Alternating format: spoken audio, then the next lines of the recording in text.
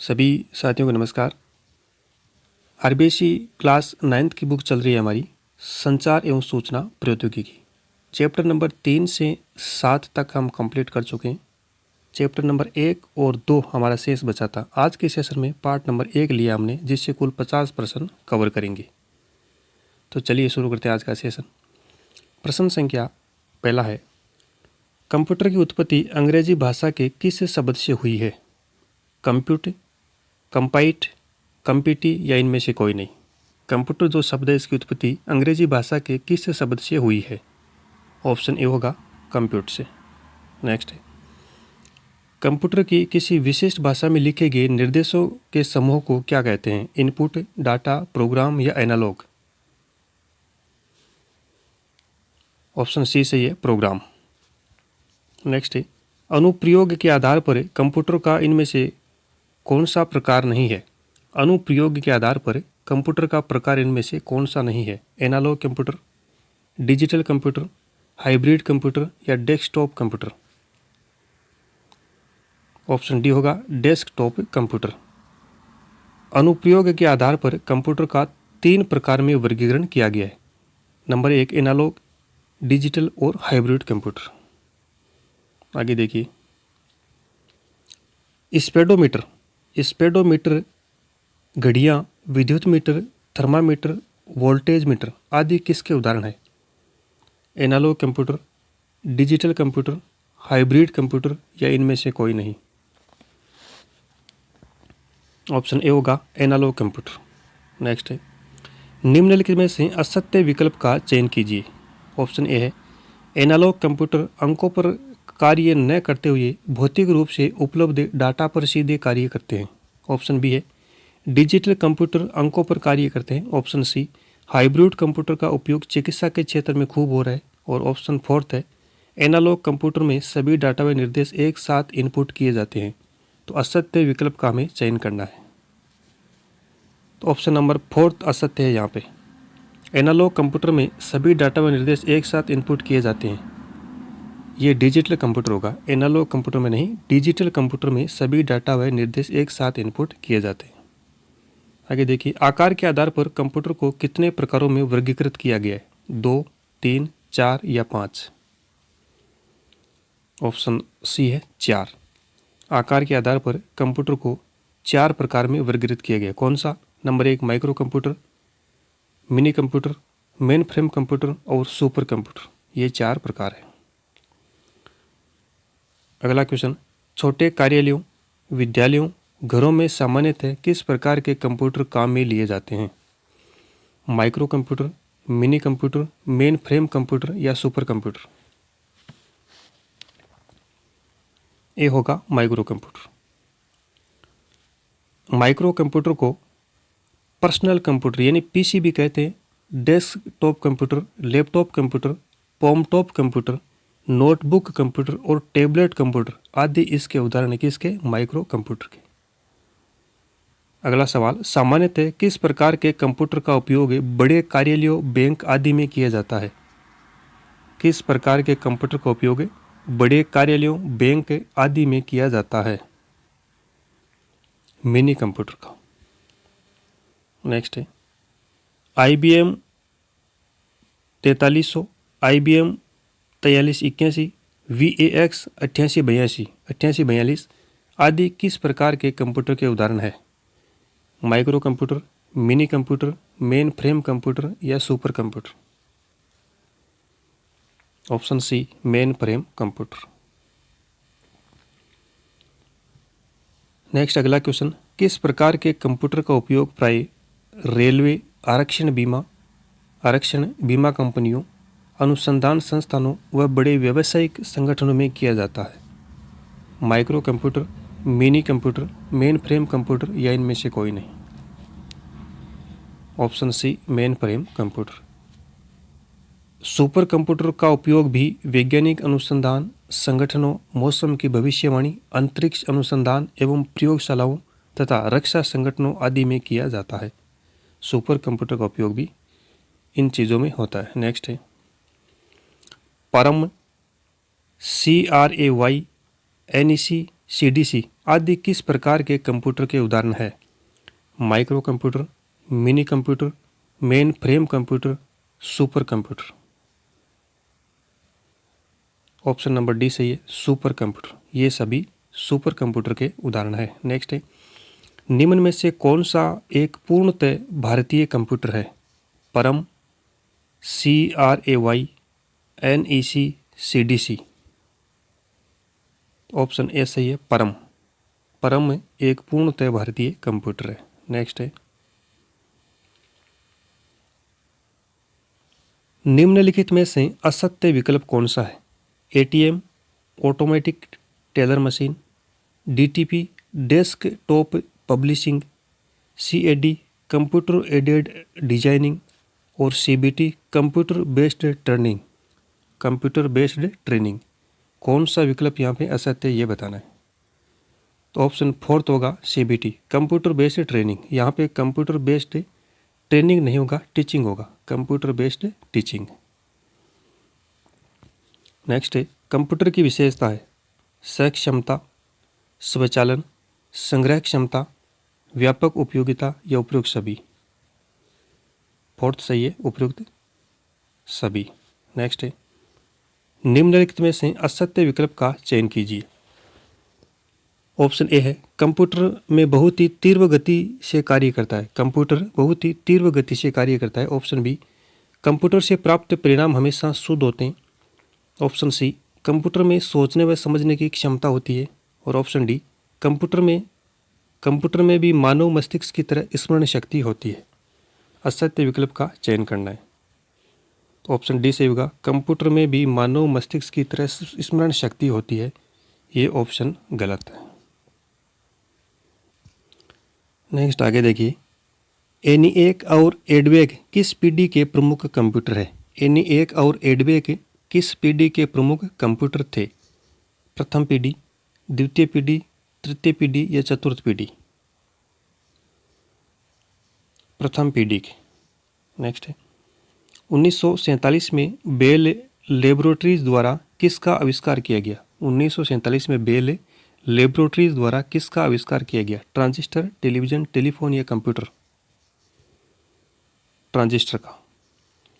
Computer के विकास क्रम में प्रथम पीढ़ी के कंप्यूटर का समय काल है। कंप्यूटर के विकास क्रम में प्रथम पीढ़ी के कंप्यूटर का समय काल क्या है? 1942 से 55। और द्वितीय पीढ़ी का 1955 से 64, तृतीय पीढ़ी का 1964 से 75, चतुर्थ पीढ़ी का 1975 से 89। और कंप्यूटर के विकास क्रम में कुल 5 पीढ़ियाँ हैं। पाँचवीं पीढ़ी 89 से वर्तमान तक जारी है। तो इस प्रश्न में ऑप्शन ए सही है। नेक्स्ट है, IBM 70 series, IBM 1600 series, IBM 3600 आदि किस पीढ़ी के कंप्यूटर थे? प्रथम पीढ़ी, द्वितीय पीढ़ी, तृतीय पीढ़ी या चतुर्थ पीढ़ी? बी होगा द्वितीय पीढ़ी। नेक्स्ट है, क्वेश्चन नंबर 20, किस पीढ़ी के कंप्यूटरों में बड़े पैमाने के लिए एकीकृत परत वेरी लार्ज स्केल इंटीग्रेटेड प्रयुक्त हुए हैं? प्रथम पीढ़ी, द्वितीय पीढ़ी, तृतीय पीढ़ी या चतुर्थ पीढ़ी? डी होगा चतुर्थ पीढ़ी। नेक्स्ट है, कंप्यूटर का मुख्य भाग जिसमें केंद्रीय संसाधन इकाई अथवा CPU होता है, सिस्टम यूनिट, इनपुट यूनिट, निर्गम इकाई या इनमें से कोई नहीं? ए होगा सिस्टम यूनिट। नेक्स्ट है, कंप्यूटर तंत्र मुख्यतः किन इकाइयों से मिलकर बना है? सिस्टम यूनिट, इनपुट यूनिट, निर्गम इकाई या उपयुक्त सभी? डी होगा उपयुक्त सभी। नेक्स्ट है, कंप्यूटर में डाटा तथा प्रोग्राम विवरणों की प्रविष्टि के लिए प्रयुक्त की जाने वाली युक्तियां कहलाती है, सिस्टम यूनिट, इनपुट यूनिट, निर्गम इकाई या इनमें से कोई नहीं? Input unit. Keyboard, mouse, floppy disk, scanner आदि उदाहरण है किसके? सिस्टम यूनिट, इनपुट यूनिट, निर्गम इकाई या इनमें से कोई नहीं? इनपुट यूनिट के। नेक्स्ट है, कंप्यूटर से प्राप्त निष्कर्षों को लिखने तथा उन निष्कर्षों को मानवीय भाषा में प्रयुक्त करने वाली युक्तियां कहलाती है। सिस्टम यूनिट, इनपुट यूनिट, निर्गम इकाई या इनमें से कोई नहीं। निर्गम इकाई। आगम इकाई को इनपुट इकाई कहते हैं और निर्गम इकाई को आउटपुट यूनिट। नेक्स्ट है, निम्नलिखित में से निर्गम इकाई का उदाहरण नहीं है, यानी आउटपुट यूनिट का उदाहरण नहीं है। मॉनिटर, प्रिंटर, जीपीएस की मदरबोर्ड।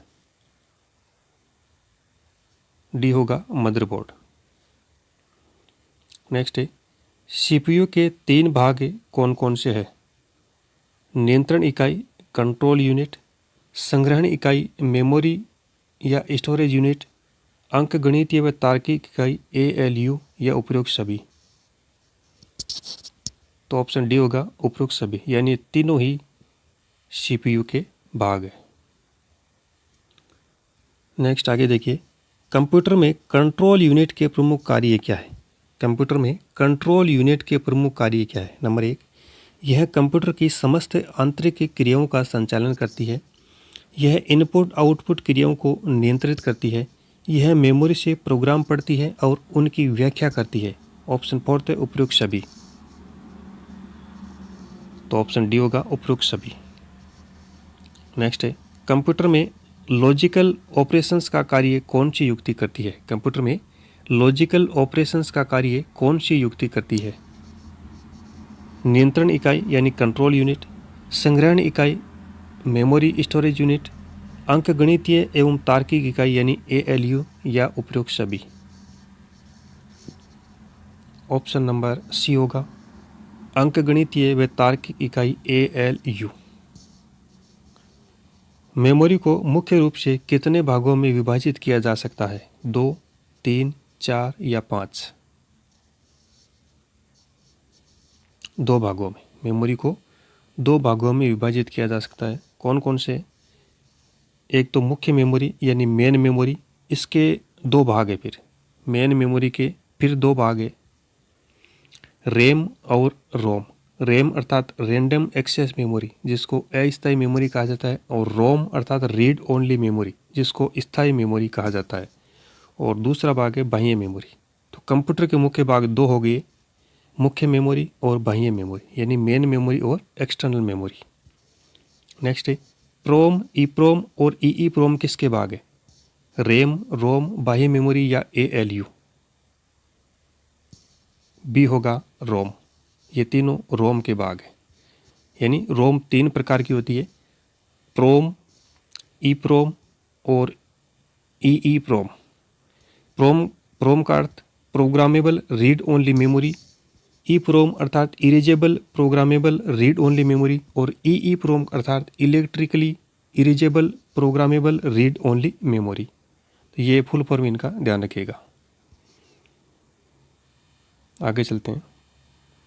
क्वेश्चन नंबर 32, निम्नलिखित में से सही विकल्प का चयन कीजिए। ऑप्शन ए है, मेमोरी में सूचना बिट के रूप में संग्रह की जाती है। कंप्यूटर की पूरी आंतरिक क्रिया बाइनरी अंक प्रणाली पर आधारित है और बाइनरी अंक प्रणाली में केवल 2 ही अंक 0 अथवा 1 होते हैं, या उपरोक्त सभी। तो डी होगा उपरोक्त सभी, अर्थात ये तीनों कथन सही है यहाँ पे। नेक्स्ट है क्वेश्चन नंबर 33, निम्नलिखित में से सही विकल्प का चयन कीजिए। एक बिट का मान 0 अथवा 1 ही हो सकता है। 8 बिट से मिलकर 1 बाइट का निर्माण होता है। कंप्यूटर में सभी डाटा 0 अथवा 1 में ही संग्रहित होता है, या उपरोक्त सभी। तो ऑप्शन डी सही है, तीनों विकल्प यहाँ पे सही है। नेक्स्ट है, निम्नलिखित में से सही विकल्प का चयन कीजिए। मेमोरी की सबसे छोटी इकाई बिट है। 4 बिट के समूह को निब्बल कहते हैं। टेराबाइट यानी टीबी मेमोरी की सबसे बड़ी इकाई है। उपरोक्त सभी। डी होगा उपरोक्त सभी। नेक्स्ट है, निम्नलिखित में से सही विकल्प का चयन कीजिए। 1024 बाइट को 1 किलोबाइट कहा जाता है। 1024 किलोबाइट को 1 मेगाबाइट कहा जाता है, और 1000 मेगाबाइट को 1 गीगाबाइट कहा जाता है, या उपरोक्त सभी। तो इस प्रश्न में भी ऑप्शन 4 सही है, यानी तीनों विकल्प यहाँ पे सही है। नेक्स्ट है, निम्नलिखित में से हार्डवेयर का उदाहरण है? सीपीयू, माउस, प्रिंटर, स्पीकर या उपरोक्त सभी? तो ऑप्शन नंबर 5 सही है, उपरोक्त सभी, यानी सीपीयू, माउस, प्रिंटर और स्पीकर सभी हार्डवेयर के उदाहरण है। नेक्स्ट है, प्रोग्राम का वह समूह है जो कंप्यूटर के भौतिक भागों तथा सॉफ्टवेयर को नियंत्रित करता है। Hardware, system software, application software या इनमें से कोई नहीं? बी होगा सिस्टम सॉफ्टवेयर। सिस्टम सॉफ्टवेयर प्रोग्रामों का वह समूह है जो कंप्यूटर के भौतिक भागों तथा सॉफ्टवेयर को नियंत्रित करता है। आगे देखिए क्वेश्चन नंबर 38 और 39। सिस्टम सॉफ्टवेयर के कार्य दिए हुए हैं। पहला है, सिस्टम सॉफ्टवेयर अन्य सभी सॉफ्टवेयरों का निष्पादन करता है।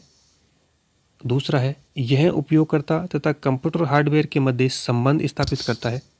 तीसरा है, इसका उपयोग विभिन्न सॉफ्टवेयरों के निर्माण के लिए किया जाता है। चौथा है, कंप्यूटर स्रोतों जैसे memory, processor, input output device को नियंत्रित करता है। तो यहाँ पे इमेज लगाई हुई है प्रश्न बनाने की जगह। तो ये सभी सिस्टम सॉफ्टवेयर के कार्य है, इनको एक बार आप देख लीजिएगा। नेक्स्ट है, सिस्टम सॉफ्टवेयर में अग्रलिखित प्रोग्राम शामिल होते हैं। सिस्टम सॉफ्टवेयर में कौन कौन से प्रोग्राम शामिल है? देखिए, ऑपरेटिंग सिस्टम है, यूटिलिटी प्रोग्राम है, प्रोग्रामिंग भाषाएं हैं और भाषा संसाधक है। तो यहाँ से भी एक बढ़िया प्रश्न बन सकता है। इनमें से 3 विकल्प ये दे देंगे और चौथा कोई दूसरा भी दिया जा सकता है। आगे देखिए क्वेश्चन नंबर 40। कंप्यूटर भाषाओं को मुख्यतः 3 भागों में बांटा गया है। कौन कौन सी? देखिए, नंबर 1 है मशीन भाषा, जिसको निम्न स्तरीय भाषा कहा जाता है, यानी लो लेवल लैंग्वेज, और इसे बाइनरी भाषा भी कहा जाता है। दूसरी देखिए संयोजन भाषा, इसको असेंबली भाषा कहा जाता है, मिडिल लेवल लैंग्वेज। नेक्स्ट तीसरी उच्च स्तरीय भाषा, हाई लेवल लैंग्वेज। तो ये थोड़ा ध्यान रखिएगा, कंप्यूटर भाषाओं को मुख्यतः 3 भागों में बांटा गया है। आगे देखिए, भाषा संसाधक यानी लैंग्वेज ट्रांसलेटर के प्रमुख उदाहरण है कंपाइलर, इंटरप्रेटर, असेंबलर, उपरोक्त सभी। ऑप्शन 4 सही है, उपरोक्त सभी। कंपाइलर, इंटरप्रेटर और असेंबलर ये तीनों भाषा संसाधक के उदाहरण है। Question number 42। कंप्यूटर और उपयोगकर्ता के बीच योजक कड़ी है। सीपीयू, एएलयू, ऑपरेटिंग सिस्टम या सिस्टम सॉफ्टवेयर? सी होगा सिस्टम सॉफ्टवेयर। ऑपरेटिंग सिस्टम का प्रमुख कार्य है स्मृति प्रबंधन, फाइल प्रबंधन, यूजर इंटरफेस, यूटिलिटी या उपरोक्त सभी? उपरोक्त सभी। हार्डवेयर तथा सॉफ्टवेयर के मध्य एक सेतु का कार्य करता है। हार्डवेयर तथा सॉफ्टवेयर के मध्य एक सेतु का कार्य कौन करता है? सीपीयू, एएलयू, ऑपरेटिंग सिस्टम या system software? Operating system. Next है क्वेश्चन नंबर 45। निम्नलिखित में से सिंगल यूजर ऑपरेटिंग सिस्टम का उदाहरण है? विंडोज, लाइनेक्स, उपरोक्त दोनों या इनमें से कोई नहीं? तो ए होगा विंडोज। विंडोज एक सिंगल यूजर ऑपरेटिंग सिस्टम का उदाहरण है। नेक्स्ट है, निम्नलिखित में से मल्टी यूजर ऑपरेटिंग सिस्टम का उदाहरण है? विंडोज, लाइनेक्स, उपरोक्त दोनों या इनमें से कोई नहीं? तो इसमें ऑप्शन बी होगा लाइनेक्स। लाइनेक्स एक मल्टी यूजर ऑपरेटिंग सिस्टम का उदाहरण है। नेक्स्ट है, प्रोग्राम जो कंप्यूटर के विभिन्न भागों के रख रखाव तथा मरम्मत का कार्य करते हैं? यूटिलिटी प्रोग्राम, ऑपरेटिंग सिस्टम और सिस्टम हार्डवेयर या इनमें से कोई नहीं? तो ऑप्शन ए होगा यूटिलिटी प्रोग्राम में कंप्यूटर के विभिन्न भागों के रख रखाव तथा मरम्मत का कार्य करते हैं। तो साथियों, ये थे कुल 47 प्रश्न आज के सेशन में। पार्ट नंबर 1 था कंप्यूटर का सामान्य परिचय। अब इस बुक में दूसरा पार्ट बचा है सिर्फ, जिसके प्रश्न हम अगले वीडियो में देखेंगे।